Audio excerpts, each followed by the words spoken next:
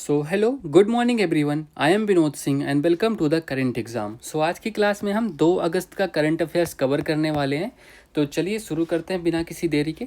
तो question number 1 देखो। तो हाल ही में कैबिनेट ने 2021-22 से 2025-26 के लिए प्रधानमंत्री किसान संपदा योजना, मोस्ट इंपॉर्टेंट योजना, ये आपके एग्जाम के लिए बहुत ज़्यादा महत्वपूर्ण है। ठीक है, तो प्रधानमंत्री किसान संपदा योजना के लिए अतिरिक्त परिव्यय को मंजूरी दी है। यह कब लॉन्च हुई थी? तो कोई बता सकता है ये कब लॉन्च हुई थी? मैंने पहले भी पढ़ा चुका हूँ इसको, है ना। तो देखो इसके बारे में देखते हैं। आइए पहले ये है क्या क्या सिस्टम रहा, क्यों चर्चा में बनी हुई है। ठीक है, आओ। तो देखो कैबिनेट ने 15वें वित्त आयोग चक्र के लिए 2021-22 से 25-26 तक चलने वाला है प्रधानमंत्री किसान संपदा योजना, इसको शार्ट में क्या कहते हैं, PMKSY। ठीक है, के लिए कुल 6520 करोड़ रुपए के परिव्यय को मंजूरी दी है। मतलब देखो इसको इसमें वृद्धि की गई, इसी वजह से चर्चा में बना हुआ है। कितना वृद्धि हुई है? तो 1920 करोड़ की वृद्धि करके अब इसको 6520 करोड़ कर दिया गया, इसी वजह से चर्चा में बना है। ठीक है, और इसमें क्या किया गया? तो जो 50 बहुउत्पाद खाद्य विकिरण इकाइयों की स्थापना हेतु 1000 करोड़ रुपए आवंटित किए गए। ये आपको इंपॉर्टेंट पॉइंट है इसका। ठीक है, अरे क्या हो गया? तो ये आपका इंपॉर्टेंट पॉइंट है, इसको थोड़ा ध्यान रखिएगा। ठीक है, चलिए अब ये प्रधानमंत्री देखो इस और ये इन सब चीज़ों से भी ज़्यादा जो ये आपका मटेरियल है ना, इनसे भी ज़्यादा इंपॉर्टेंट है ये वाला पॉइंट। ठीक है, तो ये वाले पॉइंट देख लो, आओ तुम लोग आ जाओ भाई। तो देखो प्रधानमंत्री किसान संपदा जो योजना है, इसको लॉन्च कब किया था? ये केंद्रीय क्षेत्र की योजना है पहली बात, जिसे 2017-18 से केंद्रीय खाद्य प्रसंस्करण उद्योग मंत्रालय द्वारा कार्यान्वित किया जा रहा है। देखो अगर देखो आपके ऑप्शन ऐसे दिख रहे हैं तब तो ठीक है, 17-18 मार्क करना है। देखो अगर 2017 बस लिखा हो तो सिर्फ 2017 मार्क कर दीजिएगा, कोई संकोच नहीं करना आपको। ठीक है, तो ये ध्यान रखिएगा, बस इतना मार्क कर दो। तो option number D correct answer है इसका। और इसमें क्या होता है, जो खेत से लेकर जो खुदरा दुकान तक, जो आपको खेत से लेके अनाज लेके जाते हो ना, तो उनमें जो हानि होती है उनकी कीमत वो आपको उसकी आपूर्ति करना। ठीक है, तो कुशल आपूर्ति श्रृंखला प्रबंधन के साथ आधुनिक बुनियादी ढांचे का निर्माण करना है। ठीक है, तो ये मेन इसका काम होने वाला है इस योजना का। ठीक है, तो अब इसका टाइम पीरियड भी देख लो, 2025-26 तक के लिए है। और टोटल कितना हो गया है बजट? 6520 करोड़ रुपए। तो ये सब ध्यान रखिएगा। तो 2017-18 तक 6520 करोड़। ठीक है, तो चलिए चलो आओ, तो अब रिवीजन करते हैं। तो आर्द्र भूमि संरक्षण के लिए रामसर पुरस्कार जीतने वाली पहली भारतीय पर्यावरणविद कौन है? ठीक है, तो रामसर पुरस्कार किसे अभी हाल ही में मिला है? तो जयश्री वेंकटेश्वरन को। ठीक है, तो जयश्री वेंकटेश्वरन, अरे ये क्या लिख रहा हूँ। ठीक है, तो ये नाम लिख लो, आपको भूलना नहीं है। ठीक है, तो वेंकटेश्वरन ये नाम आपको ध्यान रखना है। इनको कौन सा रामसर पुरस्कार मिला है? ये भारतीय हैं पहली बार। ठीक है, इसलिए और भी ज़्यादा इंपॉर्टेंट है। सुनीता विलियम्स और बुच बिलमोर 9 महीने अंतरिक्ष में रहने के बाद पृथ्वी पर क्रू 9 कैप्सूल की सहायता से, देखो तो क्रू 9 कैप्सूल की सहायता से लौटे हैं। इस कैप्सूल का संबंध किससे? तो इसको हम ड्रैगन कैप्सूल के नाम से जानते थे। ठीक है, तो ड्रैगन कैप्सूल, अभी इससे रिलेटेड क्वेश्चन एक और आया था अभी एग्जाम में, है ना। तो ड्रैगन कैप्सूल के नाम से जानते हैं, जिसका संबंध किससे है? स्पेस एक्स कंपनी से। ठीक है, तो स्पेस एक्स कंपनी से इसका संबंध है।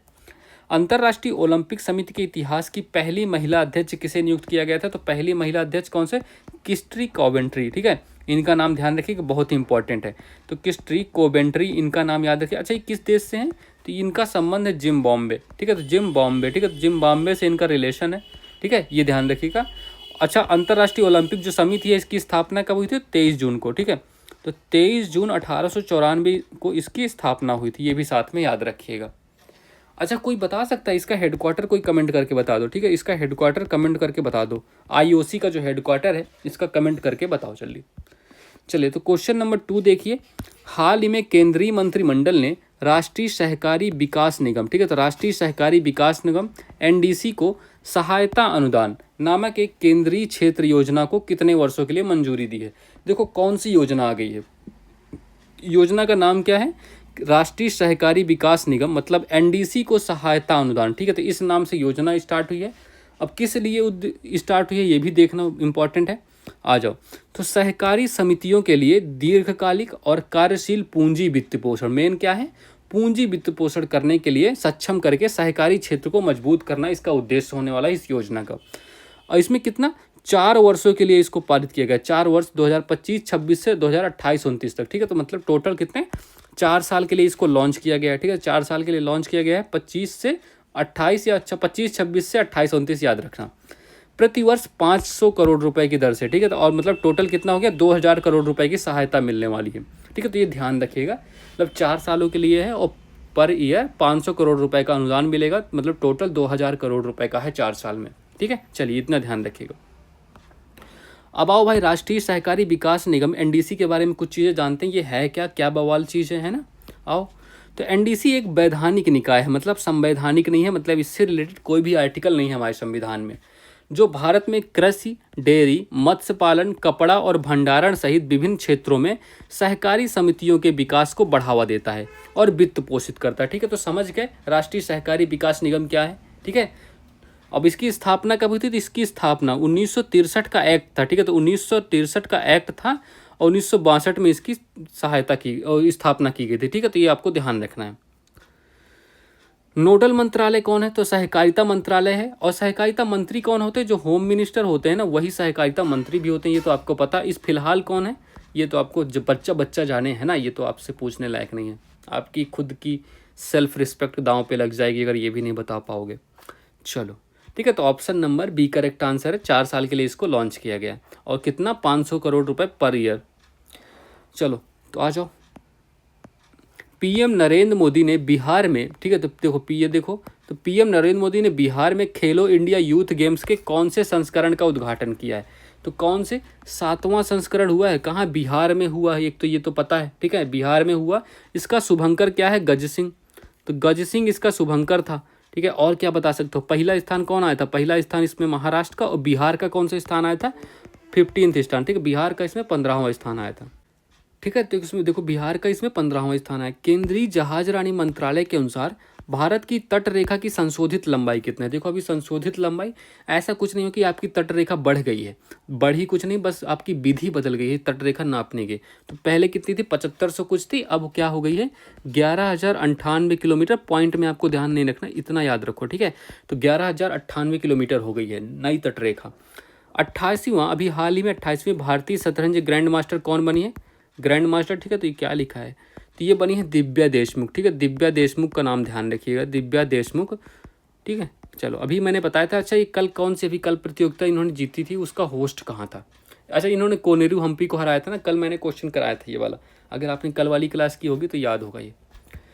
चलिए तो क्वेश्चन नंबर 3 करते हैं। हाल ही में भारतीय नौसेना को उन्नत निर्देशित मिसाइल फ्रिगेट हिमगिरी, ठीक है। तो फ्रिगेट हिमगिरी कहाँ प्राप्त हुई है, अच्छा फ्रिगेट हिमगिरी का आप पहले भी नाम सुन चुके होंगे, ठीक है। देखो इसके बारे में देखते हैं, तो देखो ये कहाँ प्राप्त हुई है इन्हें, तो ये प्राप्त हो गई है इनको कोलकाता में, ठीक है। अच्छा इसका निर्माण भी वहीं हुआ है, देखो। तो भारतीय नौसेना को कोलकाता में गार्डन रिच शिप बिल्डर्स, ठीक है, तो कौन सी कंपनी में, तो गार्डन निर्माण करने वाली कंपनी होगी garden rich ship builders engineers, ठीक है, तो GRSE द्वारा निर्मित उन्नत निर्देशित मिसाइल फ्रिगेट हिमगिरी प्राप्त हुआ है। कहाँ, कोलकाता में। तो कोलकाता आपका करेक्ट आंसर है, पहले मार्क करो इसको। अब आओ क्वेश्चन पे अपने, अब इसका करते हैं पोस्टमार्टम, ठीक है। तो इसका देखो अब इसमें किसको किस श्रेणी में रखा गया, तो नीलगिरी श्रेणी का तीसरा जहाज है ये, परियोजना 17O, मतलब प्रोजेक्ट जो 17A है उसके तहत इसको रखा गया है, प्रोजेक्ट 17A के अंदर, ठीक है। और इसका डिज़ाइन कौन किया है, तो युद्धपोत डिज़ाइन ब्यूरो, युद्धपोत जो डिज़ाइन ब्यूरो है उसने इसको डिज़ाइन किया है, ये भी ध्यान रखिएगा। और इसमें कौन कौन सी मिसाइलें प्रयोग होंगी, तो एक तो ब्रह्मोस मिसाइल जिसका निर्माण भारत और रूस ने मिलकर किया है, एक और दूसरी बराक 8, ठीक है। बराक 8 जो सतह से हवा में मार करती है, ठीक है। तो बराक 8, इन दोनों का नाम भी आपको ध्यान रखना है, ये भी पूछ सकता है क्रॉस क्वेश्चन में। तो बराक 8 सतह से जो हवा में मार करती, उन दोनों का इसमें यूज होने वाला है। और देखो इसके बारे में इतिहास क्या कहता है, इतिहास कहता है कि ऐसा हमारे पास पहले भी था, तो इसलिए इसको हम कहते हैं पुनर्जन्म हुआ है इसका। तो इसका नाम पूर्ववर्ती INS हिमगिरी, ठीक है, INS हिमगिरी के नाम पर रखा गया है, जो लिएंडर श्रेणी का फ्रिगेट था, जिसे 30 वर्षों की सेवा के बाद 6 मई 2025 को सेवा मुक्त कर दिया जाएगा, ठीक है। तो 6 मई 2025 को सेवा मुक्त हो चुका है ये, ठीक है। तो ये ध्यान रखिएगा। तो option number B correct answer है, कोलकाता, ठीक है। चलिए आइए फिर, भारत में किसे 107वें राष्ट्रीय उद्यान का दर्जा मिला, तो ये तो आपको बहुत आसान है, सिमलीपाल है ना, Similipal tiger reserve, sorry Similipal national park लिख लो। तो ये कहाँ है, ये आपका उड़ीसा में है सिमलीपाल। हाल ही में लता दीनानाथ मंगेशकर पुरस्कार 2025 से किसे सम्मानित किया गया, तो लता दीनानाथ मंगेशकर पुरस्कार कुमार मंगलम बिरला को, ठीक है।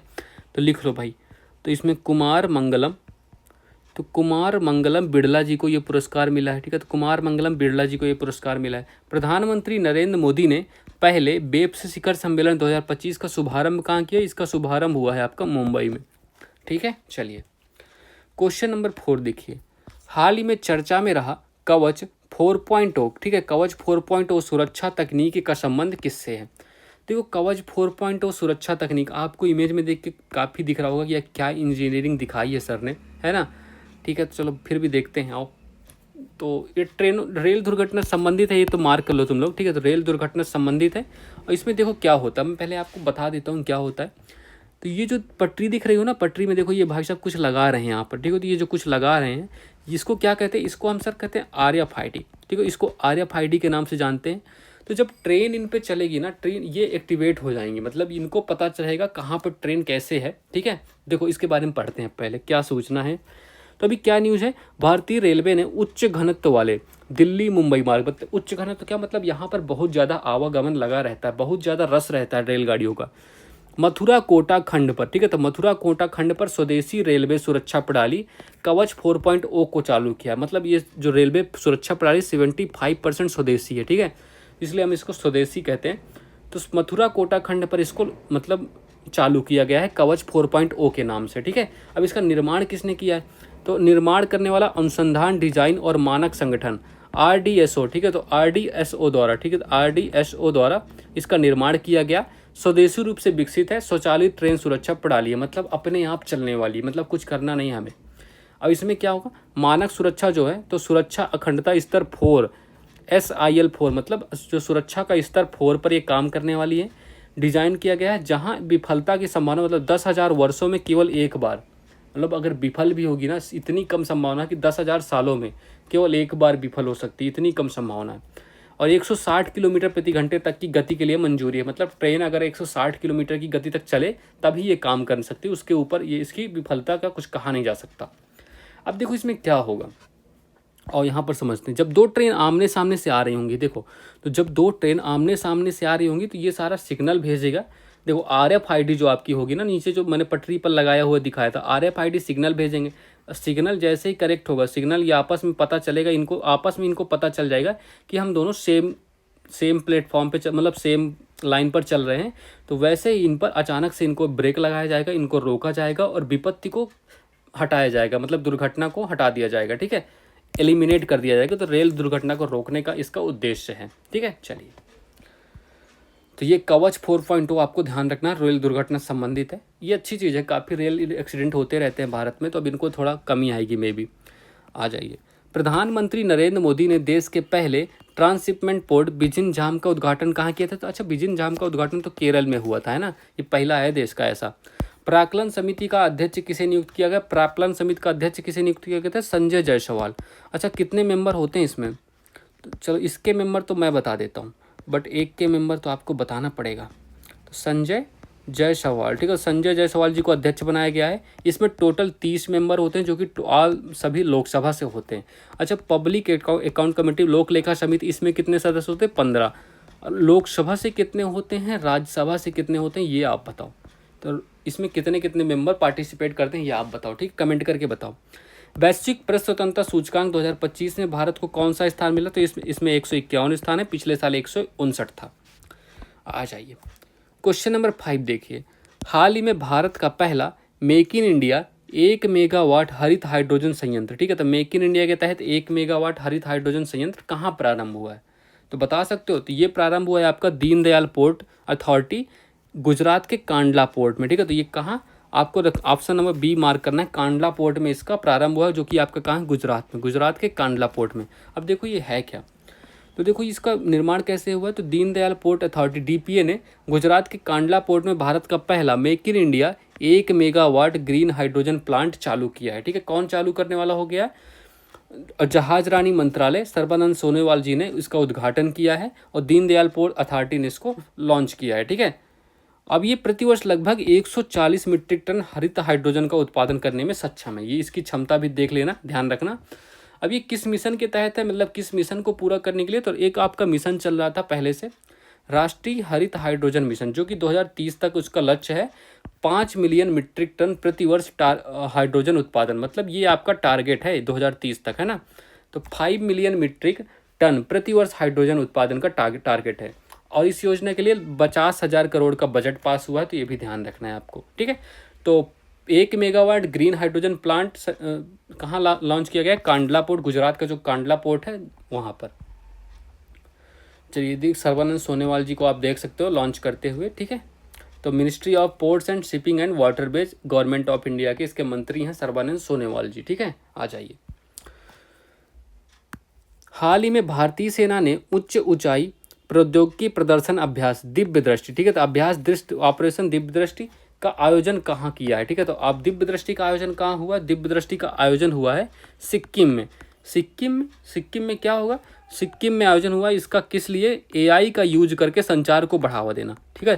तो एआई का यूज करके आपको जो संचार क्षेत्र है, संचार को बढ़ावा, ठीक है। तो ये आपको ध्यान रखना है, इसका लक्ष्य भी याद रखना है। हाल ही में कंबोडिया ने जैव विविधता संरक्षण के लिए किस राज्य की हरगिला सेना का संरक्षण मॉडल अपनाया, ठीक है। कंबोडिया ने हरगिला सेना का संरक्षण मॉडल अपनाया है। तो ये हरगिला सेना कहाँ की? हमारी असम की, ठीक है। अच्छा देखो जी, ये हरगिला सेना ने, इसकी हेड कौन है? इसकी हेड कौन है? इसकी हेड बनाया गया था किनको? पूर्णिमा देवी वर्मन को, ठीक है। तो पूर्णिमा देवी वर्मन को इनका हेड बनाया गया था इसका, ठीक है। तो वर्मन जी को हेड बनाया गया था। इनको कौन से हुटली अवार्ड मिल चुका है, जिसको हम ग्रीन ऑस्कर के नाम से जानते हैं, है ना। तो व्हिटली अवार्ड, ये तो आपको पता है, व्हिटली अवार्ड भी मिल चुका है। व्हिटली अवार्ड, इनको व्हिटली अवार्ड मिलेगा, जिसको हम ग्रीन ऑस्कर के नाम से जानते हैं, ठीक है। यही ग्रीन ऑस्कर के नाम से जाना जाता है। आइए क्वेश्चन नंबर 6 करते हैं। हाल ही में चर्चा में रहे SRY जीन परीक्षण का संबंध किससे है? देखो ये आपके लिए इंपॉर्टेंट है। अभी एक नियम बनाया गया था किसके द्वारा? विश्व एथलेटिक्स परिषद के द्वारा। इन्होंने कहा था, विश्व एथलेटिक्स परिषद ने कहा था कि ट्रांसजेंडर्स को बैन कर दिया गया है। मार्च 2023 में ये फैसला लाया कि जो मतलब एथलेटिक्स में ट्रांसजेंडर्स को बैन कर दिया गया है। इसी के परीक्षण के लिए इन्होंने एक टेस्ट जारी किया। तो ये SRY जीन परीक्षण एक टेस्ट जारी किया। ये जो सिर्फ महिलाओं को कराना पड़ेगा, मतलब पूरे जीवन काल में एक बार कराना पड़ता है। तो महिलाओं को SRY जीन परीक्षण कराना अनिवार्य हो गया है। और ये कब से लॉन्च होने वाला, लागू होने वाला? 1 सितंबर 2025 से। क्योंकि अभी देखो एथलेटिक्स होने वाला, वर्ल्ड एथलेटिक्स चैंपियनशिप होने वाली कब? 13 से 21 सितंबर इन टोक्यो, जापान में इसका आयोजन होने वाला है। इसीलिए 1 सितंबर के बाद मतलब सबको ये टेस्ट, सारी महिलाओं को ये टेस्ट करवाना अनिवार्य होगा। क्योंकि क्या होता है ना, जो ट्रांसजेंडर होते हैं वो महिलाओं की श्रेणी में खुद को दिखा के और फिर महिलाओं से मतलब प्रतिस्पर्धा करते हैं, तो इस वजह से उनको फ़ायदा मिल जाता है ना। तो अब इसका परीक्षण, इसमें क्या परीक्षण होने वाला है? जैविक रूप से कौन महिला है या नहीं, इसमें ये पता किया जाएगा कौन महिला है या नहीं, ठीक है। तो अब इसमें किसने? वाई गुणसूत्र की जांच होगी। अब देखो सर कैसे पता चलेगा वाई गुणसूत्र से? देखो मैं बताता हूँ तुम्हें। जो आपका देखो बेसिकली क्या होता है इसमें, अगर वाई क्रोमोसोम का हम इसमें परीक्षण होने वाला है, ठीक है। तो वाई क्रोमोसोम का इसमें परीक्षण होने वाला है। अगर ये रिजल्ट आपका पॉजिटिव आता है, तो पॉजिटिव किस में होता है? XY कौन होता है? XY आपका मेल होता है ना। तो XY तो ये हो गया मेल, मतलब फिर आप भागीदारी नहीं ले सकते, आपको मतलब इनवैलिड घोषित कर दिया जाएगा, ठीक है। चलो, और अगर निगेटिव आता है तो आप फीमेल हो, पक्का फीमेल हो, ठीक है। तो अगर निगेटिव आता है तो आप फीमेल हो, है ना। तो ये टेस्ट किया जाएगा इसमें, वाई क्रोमोसोम या वाई गुणसूत्र का टेस्ट किया जाएगा। तो ये आपको ध्यान रखना है, बस हो गया इतना, ये किया जाएगा, इससे पता चलेगा आप फीमेल हो या नहीं हो, ठीक है। तो ये कौन? लिंग परीक्षण के लिए काम आने वाला है SRY जीन परीक्षण का संबंध, ठीक है। तो वाई से याद रखिएगा वाई क्रोमोसोम, ठीक है। तो लिंग परीक्षण में काम आने वाला, बस इतना ध्यान रखना है आपको। आइए चलो, तो हाल ही में 350 वर्षों में ब्रिटेन के खगोल शास्त्री रॉयल पद पर नियुक्त होने वाली पहली महिला कौन है? खगोल शास्त्री रॉयल पद पर किसे? मिशेल होहर्टी। तो ये ध्यान रखिएगा, तो इनका नाम याद रखो, मिशेल होहर्टी, ठीक है। तो मिशेल होहर्टी को नियुक्त किया गया पहली महिला, 350 सालों में पहली बार किसी महिला को नियुक्त किया गया है। अच्छा, इनका संबंध आपको पता है किससे? एक कैसिनी मिशन लॉन्च हुआ था पास्ट में, ठीक है। तो एक कैसिनी मिशन लॉन्च हुआ था, वो किसके लिए था? ये शनि ग्रह के लिए, ठीक है। तो शनि ग्रह के लिए कैसिनी मिशन लॉन्च हुआ था, इसी से संबंध है इनका। पूछा नहीं जाएगा बट फिर भी आपको पता है तो ध्यान रखिएगा। अच्छा ठीक है, चलो। अब ब्रिटेन में तो ये हो गया, एक और ब्रिटेन की एक और न्यूज़ है MI6 में भी पहली बार किसी महिला को हेड बनाया गया। किसको? बहुत बार ये नाम मैंने पूछा है आपसे, ब्लेज मेट्रेवेली, है ना, ब्लेज मेट्रेवेली इनका नाम है, ये भी नाम आपको ध्यान रखना है। MI6 ये भी आपकी यूके की ही कंपनी है, ठीक है, तो यूके की एक जासूसी कंपनी है। हाल ही में 127 साल बाद उत्तर प्रदेश के पिपरवा बौद्ध स्तूप से जुड़े रत्न भारत को किसने लौटाए हैं? देखो, पिपरवा बौद्ध स्तूप से जुड़े जो रत्न थे, एक हांगकांग की सोथबी कंपनी है। लिखो हांगकांग, लिख लो भाई, ये वाला ये पूछा जा सकता है, हांगकांग सोथबी, ठीक है। तो हांगकांग सोथबी ये कंपनी है, इसने इनको नीलाम कर रही थी, ठीक है। तो ये इनको नीलाम कर रही थी, ये जो स्तूप थे ना, स्तूप से जुड़े रत्न, इनको नीलामी कर रही थी। तो किसने खरीद लिया है? नीलामी में खरीदा किसने है?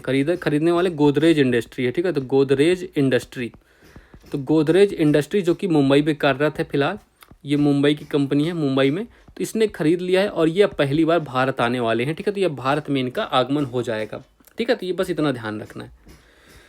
चलिए, so that's all for this class. Please आप लोग लाइक कर दीजिएगा, शेयर कर दीजिएगा और सब्सक्राइब कर दीजिएगा।